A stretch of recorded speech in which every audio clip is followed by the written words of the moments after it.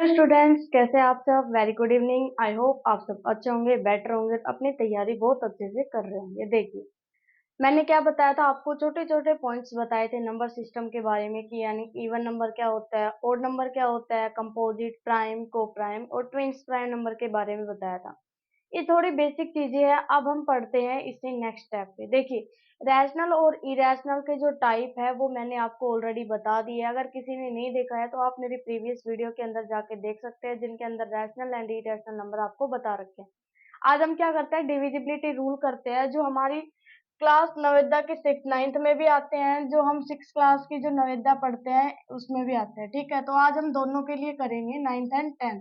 तो लिखेंगे fourth, ninth and six, sorry किसके लिए, ninth and six. Class ninth and six कर देते हैं, नाइन्थ एंड सिक्स। ठीक है, सिक्स क्लास के लिए जब आप अप्लाई करेंगे नवोदय के लिए, उसमें भी बहुत इंपॉर्टेंस है, और नाइन्थ क्लास के जो आपके आएंगे उसमें भी बहुत इंपॉर्टेंस है। नाइन्थ क्लास का थोड़ा हाई लेवल आ जाता है, बट जब तक हमें लो लेवल नहीं आएगा तब तक हम हाई लेवल नहीं सीख सकते। तो हम छोटे डिजिट से स्टार्ट करेंगे। देखिए, जो आपका डिविजिबिलिटी रूल होता है ना, वो कहाँ से स्टार्ट होता है, DIVISIBILITY, डिविजिबिलिटी रूल। ठीक है, मैं आपको डिविजिबिलिटी रूल बताती हूँ। आज हम पढ़ेंगे टू का, थ्री का, फोर, फाइव एंड सिक्स। ठीक है, उसके बाद एट का पढ़ेंगे, नाइन का पढ़ेंगे, टेन एंड इलेवन। थोड़े सिंपल पढ़ लेते हैं, बाकी जो बच गए सेवन, थर्टीन और ये जो नंबर्स बच गए इनका हम बाद में पढ़ेंगे। ठीक है, यानी कल पढ़ते हैं। जो हमारा टू का डिविजिबिलिटी रूल आता है उसके अंदर क्या है, देखो कुछ नहीं है। आपको टू का डिविजिबिलिटी रूल तो ये बताते हैं कि आप बता देते हैं कि अगर किसी डिजिट में टू का डिवाइड जाता है तो वो क्या आता है, टू से डिविजिबल होगा कंप्लीट। लेकिन है ना, हमें पता नहीं लगता कि मान लो हमारे पास बहुत ज्यादा डिजिट दे दी जाती है, seven, three, four, five, six, eight, two, three. तो मैं कैसे बताऊंगी, जैसे टू थ्री जीरो, इस नंबर में ये टू का डिवाइड होगा या नहीं, क्या हम डिवाइड करने बैठेंगे, नहीं।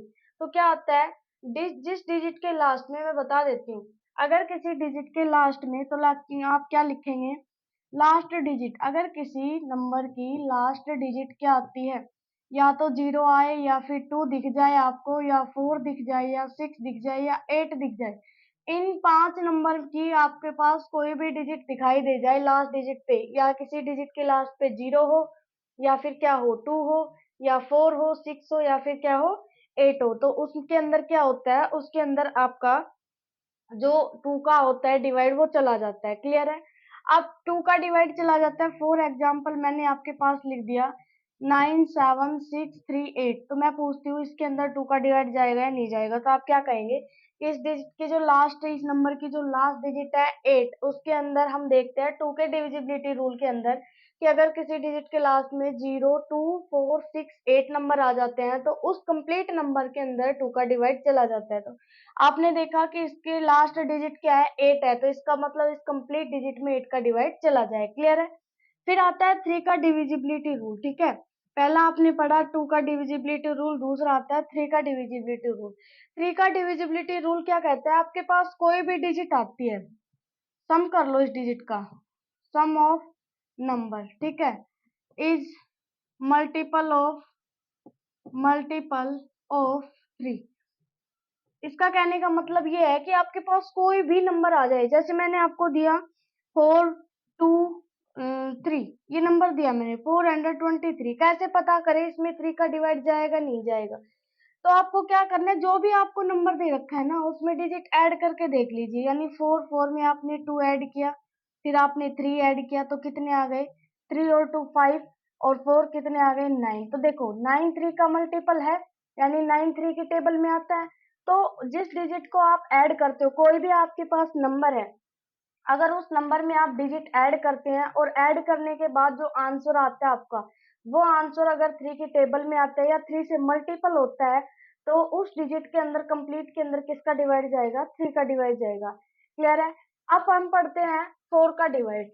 टू का डिवाइड क्लियर हो गया, डिविजिबिलिटी रूल कि किसी डिजिट के लास्ट में क्या नंबर आ जाए, जीरो आ जाए, टू आ जाए, फोर आ जाए, सिक्स आ जाए, एंड क्या आ जाए, एट। तो उसके अंदर क्या होगा, टू का डिविजिबिलिटी रूल चला जाएगा, यानी टू का डिवाइड चला जाएगा। अब देखिए, आपने टू का पढ़ा कि zero, two, four, six, eight आए तो टू का डिवाइड। आपने 3 का पढ़ा कि सम नंबर्स का सम करके देख लेते हैं। सम अगर 3 की टेबल में आता है या 3 का मल्टीपल होता है तो 3 का डिवाइड। 4 का क्या पढ़ते हैं? 4 का रूल कहता है लास्ट की 2 डिजिट पहचान लो आप। लास्ट की 2 डिजिट उठा लो आप, किसी भी नंबर, कोई भी नंबर आ जाए, लास्ट की 2 डिजिट उठा लो। लास्ट की 2 डिजिट क्या होनी चाहिए? Are divisible. दोनों डिजिट किससे डिविजिबल होनी चाहिए? बाई 4 से। किससे? बाई 4 से। देखिए मैंने नंबर दिया 8936876416। मैंने ये नंबर दिया और पूछ लिया बताओ इस नंबर में 4 का डिवाइड जाएगा या नहीं जाएगा। तो आपको कुछ नहीं करना, आपको सिर्फ लास्ट की 2 डिजिट लेके चलनी है, यानी लास्ट की 2 डिजिट है आपके पास 16। अब आपको पता है 16 में 4 का डिवाइड जाता है, कितने पे जाता है भाई? 4 से करेंगे तो 4 4 जाके आ गया 16। इसका मतलब अगर लास्ट की डिजिट 2 डिजिट के अंदर अगर 4 का डिवाइड चला जाता है तो उस डिजिट कंप्लीट डिजिट में 4 का डिवाइड जाएगा। क्लियर है? अगर लास्ट की 2 डिजिट में, फॉर एग्जांपल मैंने यहाँ पे 2 3 लिख दिया, ठीक है, लास्ट की 2 डिजिट में अगर 4 का डिवाइड नहीं जा रहा, जैसे 23 में आपने 4 का डिवाइड किया तो 23 में 4 का डिवाइड नहीं जा रहा ना, तो इस कंप्लीट डिजिट में भी 4 का डिवाइड नहीं जाएगा।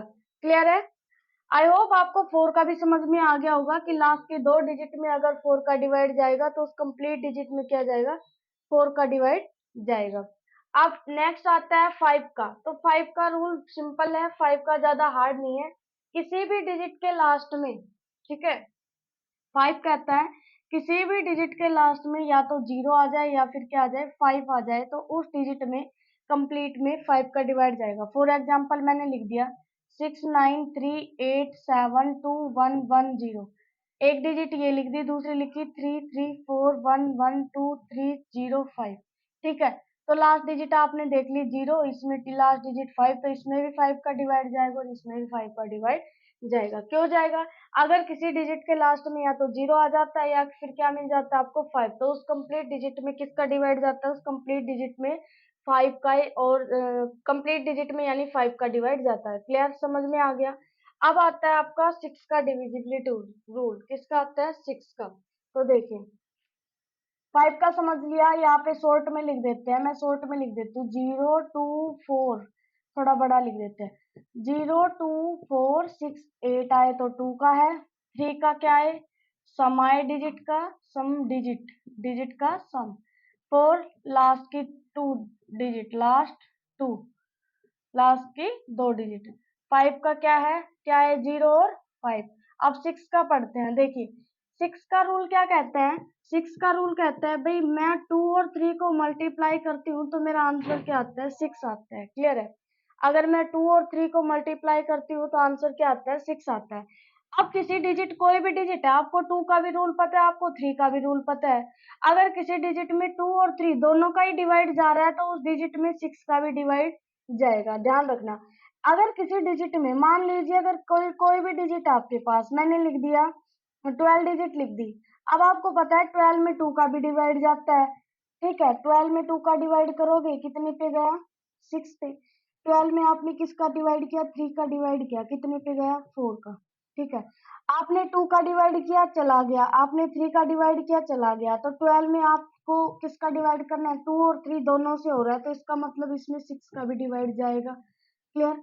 लेकिन ध्यान रखना 2 और 3 दोनों का ही डिवाइड जाना चाहिए। किसी डिजिट में अगर 2 का चला गया, 3 का नहीं गया, ठीक है, या फिर 3 का चला गया, 2 का नहीं गया, तो उस डिजिट में 6 का डिवाइड नहीं जाएगा। फॉर एग्जाम्पल मैंने लिख दिया 16। ठीक है, 16 में भी मैंने 2 का डिवाइड किया तब तो चला गया मेरा 8 पे, चला गया।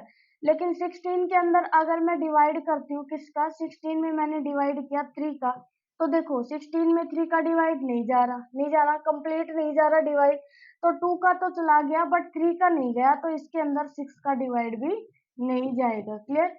6 का डिवाइड तभी जाएगा जब 2 का भी जाए और 3 दोनों का जाना चाहिए। दोनों में से अगर एक का भी नहीं गया तो उसके अंदर 6 का डिवाइड नहीं जाएगा।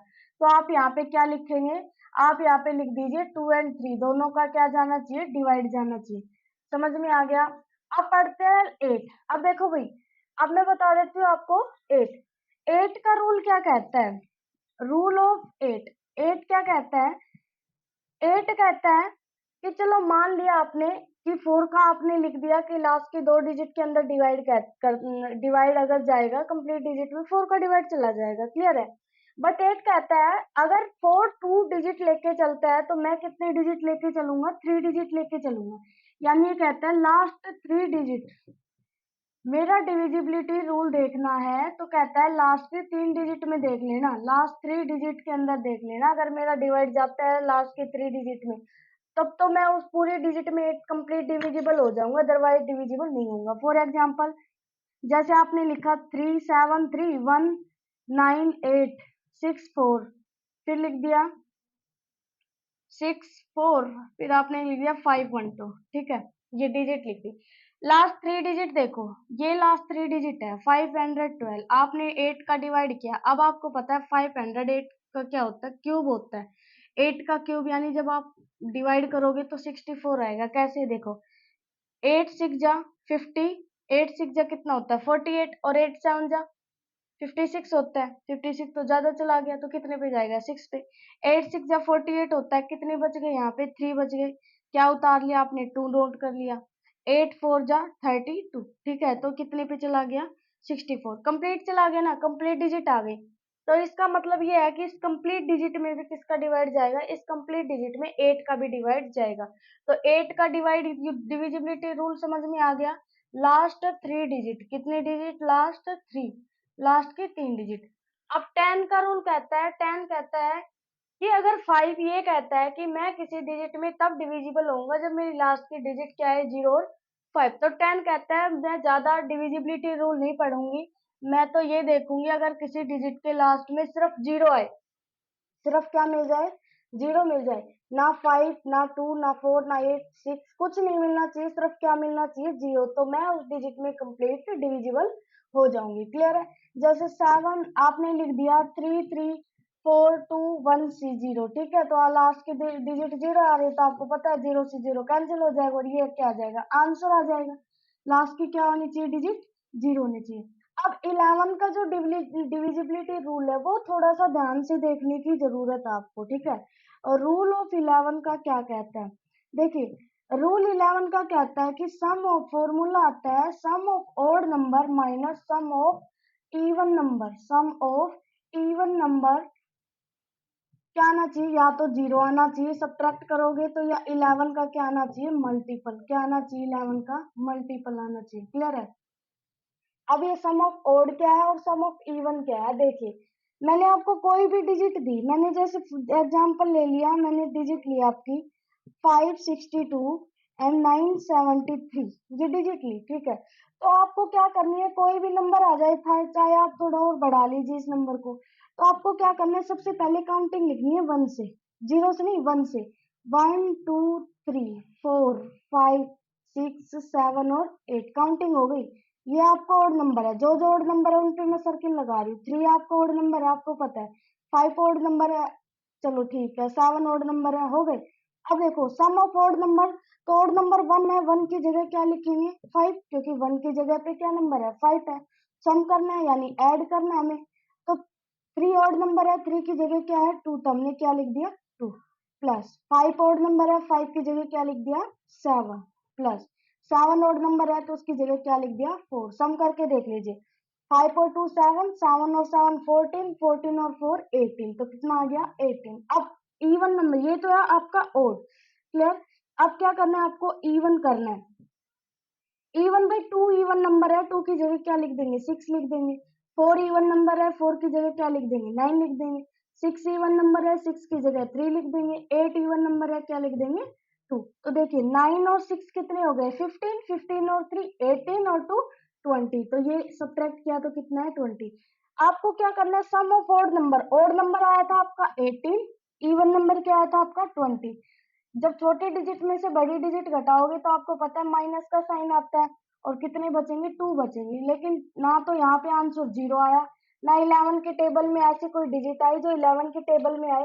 तो इसका मतलब जो मैंने डिजिट ली थी, कौन सी डिजिट ली थी, मैंने आपकी डिजिट ली थी 5 6 2 9 7 3 4 2, इस डिजिट के अंदर 11 का डिवाइड नहीं जाएगा। क्यों नहीं जाएगा, क्योंकि लास्ट में आंसर अगर 0 आ जाता तब चला जाता, या फिर 0 नहीं आता, कोई ऐसे डिजिट आ जाती जो 11 के मल्टीपल हो, यानी 11 की टेबल में आते हो, तब भी इस कंप्लीट डिजिट में 11 का डिवाइड चला जाएगा।